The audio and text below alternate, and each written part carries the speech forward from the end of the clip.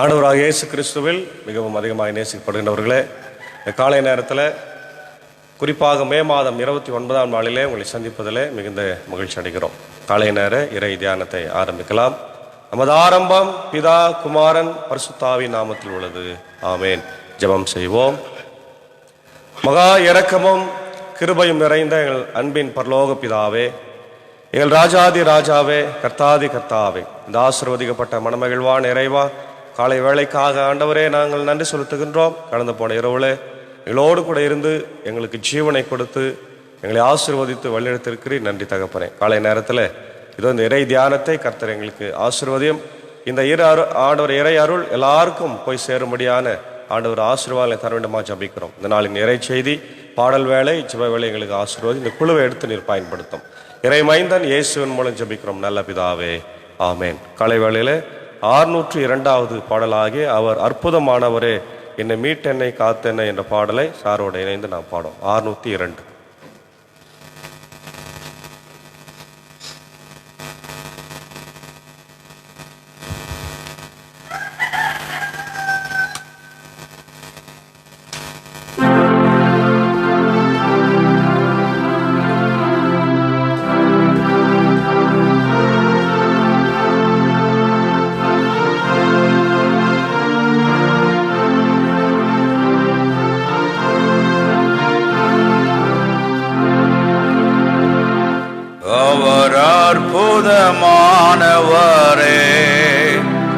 அவர் அற்புதமானவரே, என்னை மீட்டென்னை காத்தென்னை தாங்குகிறார்.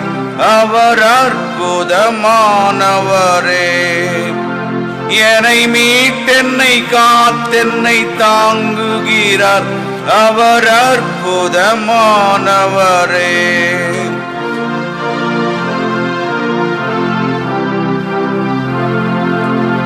அவர் உன்னதர் என்றனரே, அவர் உன்னதர் என்றனரே, வெண் சூரிய சந்திர நட்சத்திரங்கள் அவர் உன்னதர் என்றனரே, வெண் சூரிய சந்திர நட்சத்திரங்கள் அவர் உன்னதர் என்றனரே.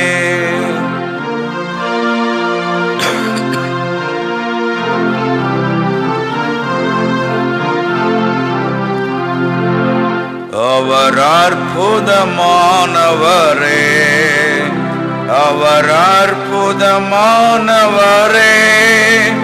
அவர் சிங்கத்தின் வாயை கட்டினாரே. அவர் அற்புதமானவரே, அவர் சிங்கத்தின் வாயை கட்டினாரே. அவர் அற்புதமானவரே,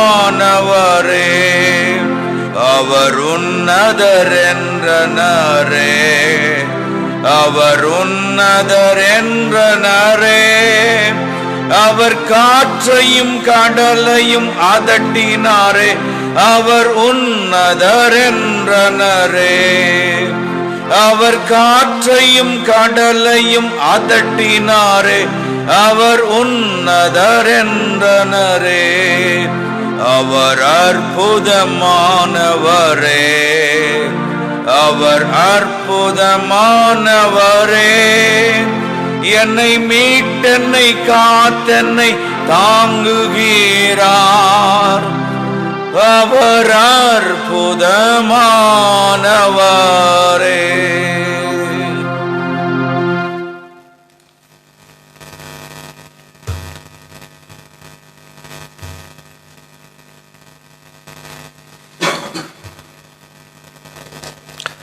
கிறிஸ்துவில் மிகவும் பிரியமானவர்களே, மீண்டுமாக உங்கள் யாவரையும் இறை மைந்தன் இயேசுவின் திருப்பெயராலே இந்த காலை வேளையிலே அன்போடு வாழ்த்தி வரவேற்கிறோம்.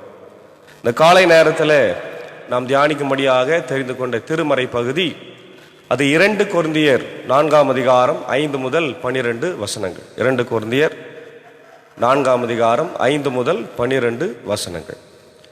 இந்த பகுதியினுடைய தலைப்பு நீங்க பார்த்தீங்கன்னா மண்பாண்டத்தில் இருக்கின்ற செல்வம் என்று பவுலடிகளார் இங்கே ரொம்ப அழகாக இதை எழுதி வைத்திருக்கிறார். குறிப்பா பவுலடிகளார் இந்த கொரிந்து திருச்சபைக்கு இந்த கடிதத்தை எழுதுகிற போது அவர் மிகுந்த துக்கத்தோடு இருந்தார் என்று இந்த பகுதியில் நாம் பார்க்கின்றோம். கொரிந்தியருக்கு எழுதிய 2ஆம் திருமுகம் தன்னிலை விளக்க மடலாக அமைந்துள்ளது. இது பவுலின் உள்ளத்தையும் உணர்வுகளையும் மிக தெளிவாய் பிரதிபலிக்கிறது. தம் திருத்தூது பணி முறையானது என நிலைநாட்டுவதையும், தம் பணியை இகழ்ந்து பேசியவர்கள் மேல் சினங்கொண்டு அவர்களை தாக்குவதையும், தாம் இகழ்ச்சிக்கு உட்படுத்தப்பட்ட போது உள்ளம் வேதனை அடைந்து கண்ணீர் விடுவதையும், கொரிந்தியர் மனம் மாறிய போது ஆறுதலால் நிறைந்து மனம் மகிழ்ச்சி அடைவதையும் நாம் கண்டு அவரோடு ஒத்து உணர முடிகிறது. அப்போ அவருடைய துன்பம், துயரம், கஷ்டம் எல்லாவற்றையும் இந்த நிருபத்தில் அவர் பகிர்ந்து கொள்ளுகிறார் என்று நாம் இந்த முன்னுரையில் பார்க்கின்றோம். முக்கியமாக இந்த 4ஆம் அதிகாரம் மண்பாண்டத்தில் இருக்கின்ற செல்வம், அதாவது நம்முடைய வீடுகளிலே ஏறக்குறைய 30-40 வருடங்களுக்கு முன்பாக நம்ம வீட்டில் பெரிய பெரிய பானைகள் வைத்திருப்பார்கள், காங்கு என்று சொல்வார்கள். அந்த காங்கில் நெல், அரிசிகள், பயிர் வகைகள் தேவையானதெல்லாம் வைப்பாங்க. அது மட்டும் இல்லை, காசு சேர்த்து வச்சிருவங்க, அதில் துணிகளில் சுற்றி அதில் போட்டு வைப்பாங்க. யாரும் அதை திருட முடியாது. அப்போ உடைந்து போகிற மண்பாண்டங்கள் தான், உடைந்து போகிற அந்த காங்குகள் தான். ஆனால் அதற்குள்ள அழிந்து போகாத செல்வங்களை இவர்கள் உலக பிரகாரமாக அவங்க நினைக்கிற செல்வங்களை சேர்த்து வைத்தார். ஆனால் இங்கே பவுலடிகளார் என்ன சொல்கிறார்கள் என்றால், அழிந்து போகக்கூடிய உலக பிரகாரமான மண்பாண்டமாக நம்முடைய உடல், அது ஒரு காங்குக்கோ அல்லது பானைக்கோ ஒப்பிட்டு சொல்றாங்க. அந்த ஒப்பிட்டு சொல்லுகின்ற அந்த பானையில், அந்த பானையாக நம்முடைய உடம்பை ஆண்டவர் எதுக்காக பயன்படுத்துகிறார்னா, அவருடைய செல்வமாகிய பொக்கிஷமாகிய சுவிசேஷம் என்கின்ற பொக்கிஷத்தை நமக்குள்ள வைத்து நாம் ஆண்டவரை துதிக்கும்படியாக, ஆண்டவருக்கு மகிழ்ச்சி உண்டாகும்படியாக நம்மை அவர் பயன்படுத்துகிறார். அல்லேலூயா, பிரைஸ் தி லார்ட். அதுதான் இங்க நம்ம பார்க்கிறோம். நாங்கள் எங்களை பற்றி அல்ல, இயேசு கிறிஸ்துவை பற்றியே அறிவிக்கிறோம். ரொம்ப அழகா சொல்றார். இன்னைக்கு நிறைய பேர் நற்செய்தி கூட்டங்களிலே அல்லது ஆராதனைகளிலே யாரை பற்றி பேசிக் கொண்டிருக்கிறோம்? The very core message. What is the message? What is the sermon we are giving? நிறைய நேரத்தில் நம்மை பற்றி பெருமை பேசிக் கொண்டிருக்கிறோம். நான் ஃப்ளைட்டில் போனேன், நான் கப்பலில் போனேன், நான் அங்கே வந்து இறங்கினேன், அங்கே செஞ்சேன். அப்படி உன்னை பற்றி, உன்னுடைய காரியங்களை பற்றி பேசுவதற்கான இடம் புல்ஃபிட் அல்ல, இல்லையா? அது பரிசுத்தமான ஒரு இடம், ஆண்டவரை பற்றி மட்டுமே பேசக்கூடிய ஒரு இடம். ஆண்டவருடைய வார்த்தைகள், அவருடைய அற்புதங்கள், அவருடைய அடையாளங்கள், அவருடைய செயல்பாடுகள், அவருடைய வரலாற்று நிகழ்வுகள், அவருடைய பிறப்பு, வளர்ப்பு, அவருடைய போதனைகள், இவைகளை மாத்திரமே நம்ம பேசி அதற்கான ஆசீர்வாதங்களை நாம் பெற்றுக்கொள்ள வேண்டும். அதுதான் sermon. What is sermon? It is about Jesus Christ. ஆனால் இன்றைக்கு நம்ம என்ன செய்கிறோம்? நம்மை பற்றி தான் எல்லாத்துலேயும் பேசுகிறோம், நம்மை பற்றி பெருமையாக பேசுகிறோம். ஒரு சுவரொட்டியில் கூட நீங்கள் பார்த்தீங்கன்னா, நோட்டீஸில் ஒரு நற்செய்தி கூட்டம் நடக்குதுன்னா அதில் ஏசாமியே கிடையாது. எங்கேயோ ஒரு மூலையில் அவர் போட்டிருப்பான், எங்கேயோ ஒரு மூலையில் ஒரு சிலுவை இருக்கும். மற்ற இடங்களெல்லாம் பெரிய பெரிய இவர்களெல்லாம் பெரிய போதகர்கள், அவங்க பெரிய ப்ராஃபட்டுங்க வேற சொல்றது, அவங்களெல்லாம் தீர்க்கதரிசிக்கலாம். என்ன பண்ணுறது பாரு. இப்படிதான் இந்த சூழ்நிலையில மாறி போய் கொண்டிருக்கிறோம். கள்ள உபதேசியர்களாக நாம் மாறுவோம். நேற்று தினத்தில் நம்ம பார்க்கும்போது அப்படிதான் பார்த்து கள்ள உபதேசிமார்கள் நிறைய கடந்த ஞாயிற்றுக்கிழமையில திருத்துவத்தை பற்றி நிறைய கள்ள உபதேசங்கள் எழுதது. அதை எதிர்ப்பதற்காக இந்த டிஃபெண்டர்ஸ், அப்பாலஜிஸ்ட் என்று சொல்லப்படுகின்றவர்கள் எழுந்து அதை எதிர்த்தார்கள் என்று நம்ம பார்க்கின்றோம். அப்போ நம்மை பற்றி அல்ல, யாரை பற்றி பேசணுமா? சிலுவையை பற்றி, இயேசுவை பற்றி நம்ம பேசணும். அவரே ஆண்டவர் என பறைசாற்றி இருக்கிறோம். நாங்கள் இயேசுவின் பொருட்டு வந்த உங்கள் பணியாளர்களே, நாங்கள் இயேசுக்காக வந்த பணியாளர். ரொம்ப அழகா சொல்றார், I am servant of God, I am servant of Jesus, I am servant of the church என்று நம்ம உணர வேண்டும், இல்லையா? இருளில் இருந்து ஒளி தோன்றுக என்று சொன்ன கடவுளே, எங்கள் உள்ளங்களில் அவரது ஒளியை வீச செய்தார். அது கிறிஸ்துவின் திருமுகத்தில் வீசும் கடவுளின் மாட்சியாகிய அறிவொளியே. பார்த்தீங்களா, இருளில் இருந்து என்ன வந்தது? ஒளிச்சம் வந்தது, ஒளி வந்தது. அது ஆண்டவர் தான் படைக்கிறார். அதே போல நாங்களும் கூட இருளில் இருக்கிற மக்களுக்கு என்ன பண்ண வந்திருக்கிறோம்?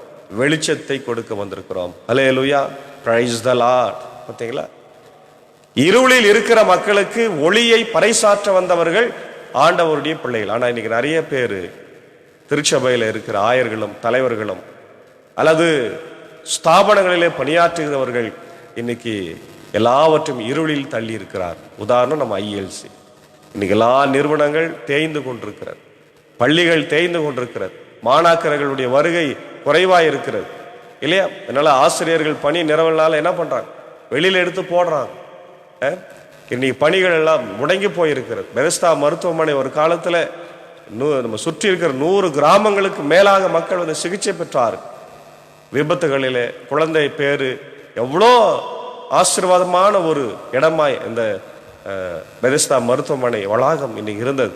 ஆனால் இன்னைக்கு நம்ம அதை மாற்றி இருக்கிறோம், இருளாக மாற்றி இருக்கிறோம். இதுதான் நம்முடைய நிலைமை. இதுதான் கடவுள் நமக்காக கொடுத்த ஜீவனுக்காக நமக்கு கொடுக்கிற நன்றியா? யோசித்து பாருங்கள் பிரியமானவர்களே. ஒளியில் இருந்த திருச்சபையை இருளில் தள்ளி இருக்கிறோம்.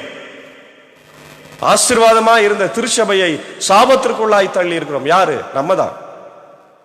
இதற்கு நாம் ஒவ்வொருவரும் கண்டிப்பாய் பொறுப்பேற்க வேண்டும். அதான் இங்க சொல்றார், இந்த செல்வத்தை மண்பாண்டங்கள் போன்ற நாங்கள் கொண்டிருக்கிறோம், இந்த ஈடு இணையற்ற வல்லமை எங்களிடமிருந்து வரவில்லை. ரொம்ப அழகா சொல்றார். எப்படி ஆதி காலங்களில் நம்முடைய மக்கள், நம்ம தாத்தா பாட்டிங்க எல்லாம் காங்கல செல்வங்களை மறைத்து வைத்திருந்தார்கள். அது போல இந்த அழிந்து போகிற மண்பாண்டமாகிய உடலிலே சுவிசேஷம் என்கின்ற தங்கத்தை போன்ற ஆண்டவருடைய வார்த்தை புதைந்திருக்கிறது. அதான் சொல்றார், அது எங்களிடமிருந்து வரவில்லை, அது ஆண்டவரிடத்திலிருந்து வருகிறது, கடவுளுக்கே உரியது என்பது இதிலிருந்து விளங்குகிறது. கடவுள் இடத்திலிருந்து அது வருகிறது என்பதை மிக அழகாய் பவுல் சொல்லுகிறார். நாங்கள் எல்லா சூழ்நிலைகளிலும் இன்னலுற்றாலும் மனம் உடைந்து போவதில்லை, குழப்பமுற்றாலும் நம்பிக்கை இழப்பதில்லை, துன்புறுத்தப்பட்டாலும் கைவிடப்படுவதில்லை, வீழ்த்தப்பட்டாலும் அழிந்து போவதில்லை. ரொம்ப அழகான ஒரு வார்த்தை, எனக்கு ரொம்ப பிடித்தமான வார்த்தை. பாருங்க, இன்னைக்கு ஒரு கிறிஸ்தவனுக்கு வராத கஷ்டமே துன்பமே இல்லை. எங்க போனாலும் நல்லவனுக்கு தான் என்ன வரும்? துன்பம் வரும், துயரம் வரும், பிரச்சனைகள் வரும், கஷ்டங்கள் வரும், பலவீனங்கள் வரும் இல்லையா? எல்லா பிரச்சனையான காரியங்கள் பிரச்சனைகள் யாருக்கு வரும்னா ஆண்டவருடைய பிள்ளைக்கு வரும், ஆலயத்துக்கு போறவங்களுக்கு வரும், ஊழியத்தை செய்கிறவர்களுக்கு வரும். நல்லா இருக்கிறவங்களுக்கு எந்த பிரச்சனையுமே வராது. ஏன்னா பிசாசு அவங்க கூடவே இருந்து அவங்கள இது பண்ணுவான். ஆனால் கஷ்டமான சூழ்நிலையில, துன்பமான சூழ்நிலையில கூட கடவுள் நம்மோடு கூட இருந்து நம்மை வழிநடத்துகிறார். அல்லேலூயா. அவர் நம்மை பலப்படுத்துகிறார், நம்மை காக்கிறவர். அதான் பார்க்கிறோம், தாவீதுக்கு எவ்வளோ துன்பங்கள் வந்தது. அவருடைய சொந்த ஜனம், அவருடைய சொந்த சவுல் அரசன் அவருடைய உயிரை எடுக்க எவ்வளவோ முயற்சி செய்தான், முடியவே இல்லையே. 40 வருஷம் தாவீதுடைய ஆட்சி இருந்தது, அவருடைய உயிரை யாரால் எடுக்க முடியவில்லை. அவர் முதிர் வயதில் தான் மரித்தார் என்று பார்க்கிறேன். ஏன்? அவருடைய மகன் அப்சலோமே பதவிக்காக தன் தந்தையை கொலை செய்ய முயற்சி செய்தார், முடியவில்லை. காரணம், கடவுள் அவர்களோடு இருந்தார். காரணம், கர்த்தர் நம்முடைய பலமானவர், கர்த்தர் நம்முடைய ஆசீர்வாதமானவர், அவர் நமக்கு பாதுகாப்பை தருகிறார் என்பதை சந்தேகம். அப்ப இந்த உலகத்துல பிரியமான நமக்கு எதிரிகள் நிறைய உண்டு. எதிரிகள் என்று சொல்லுகிற போது நமக்கு எதிரி கிடையாது, நம்மளை எதிரியா நினைக்கிறவங்க உண்டு இல்லையா? நம்ம அவங்கள ஒன்றும் செய்ய முடியாது. நம்ம என்னவோ அவங்களுக்கு ஆப்போசிட்டான்னு அவங்கள என்னவோ பண்ற மாதிரி நம்மளை எதிரிகளா நினைக்கிறவங்க நிறைய பேர் உண்டு. அவங்களுக்கு எல்லாம் ஆண்டவர் சொல்றாரு, நீங்கள் என் பிள்ளையை ஒன்றும் செய்து விட முடியாது.